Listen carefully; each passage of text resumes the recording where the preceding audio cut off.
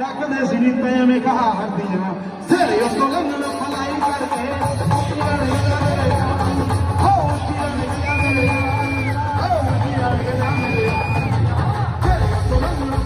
नौजवानों के मकबूल तरीन भारतीय गुलकार सिद्धू मूसेवाला की नागहानी मौत ने उनके मद्दाहों को अफसुर्दा कर दिया। शोहरत की बुलंदियों को छूने वाले सिद्धू मूसेवाला सुपरस्टार के तौर पर खुद को मनवाने में कामयाब हो गए थे। दुनिया भर में कंसर्ट्स कर रहे थे और पंजाबी समझने और सुनने वालों के दिलों में अपनी जगह बना रहे थे। अपनी जन्मभूमि में जालिम गोलियों का निशाना बनने वाले सिद्धू मूसेवाला ने लुकमा अजल बनने से पहले अपना आखिरी वक्त किन मसरूफियात में गुजारा, ये सब कुछ हम बताएंगे आज की इस वीडियो में।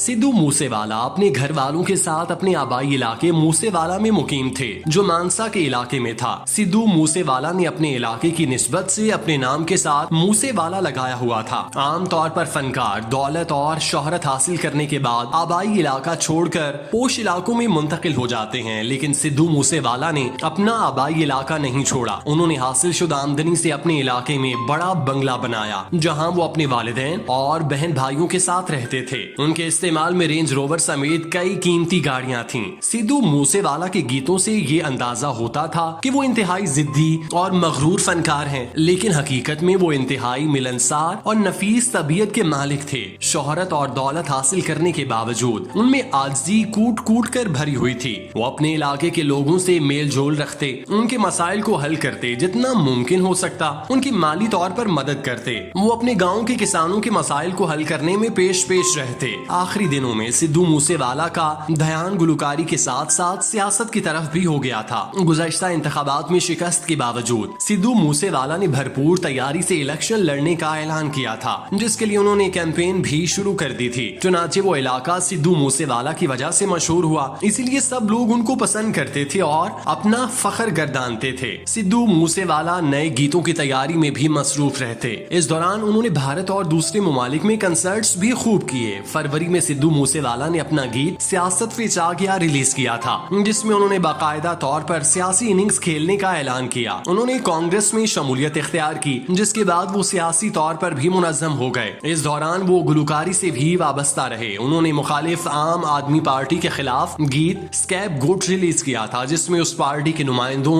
और हिमायत करने वालों को सिद्धू मूसेवाला ने गद्दार कहा था, जिसकी वजह से उन्हें धमकियां भी दी गई थी, लेकिन वो अपने मौक़िफ़ से पीछे नहीं हटे। इस दौरान वो खालिस्तान तहरीक और किसानों के एहतजाज की भी भरपूर तरीके से सपोर्ट करते रहे। उन्होंने अपनी तकरीरों में बरमला इस बात का इजहार किया था कि वो अपने लोगों की बेहतरी के लिए सियासत के प्लेटफॉर्म से अपना किरदार अदा करते रहेंगे।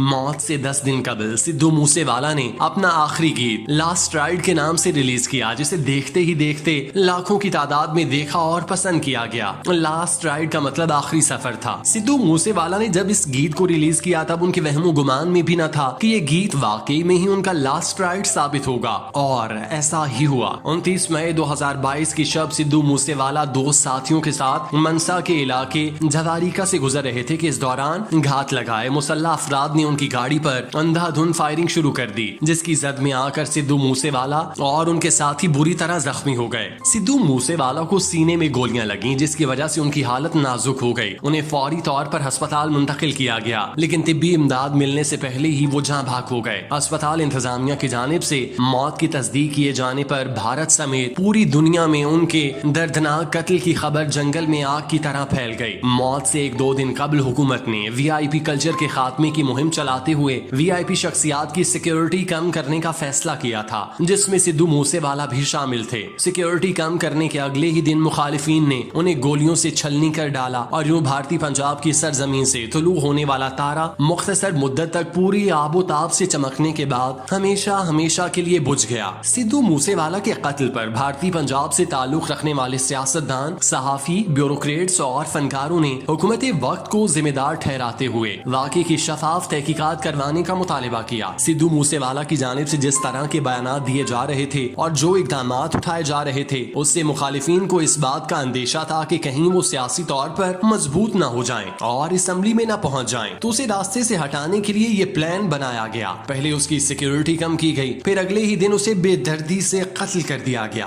भारतीय हुकूमत इस कत्ल पर कोई एक्शन लेगी या फिर ये मामला सर्द खाने की नजर हो जाएगा, इस पर बहुत बड़ा सवालिया निशान है।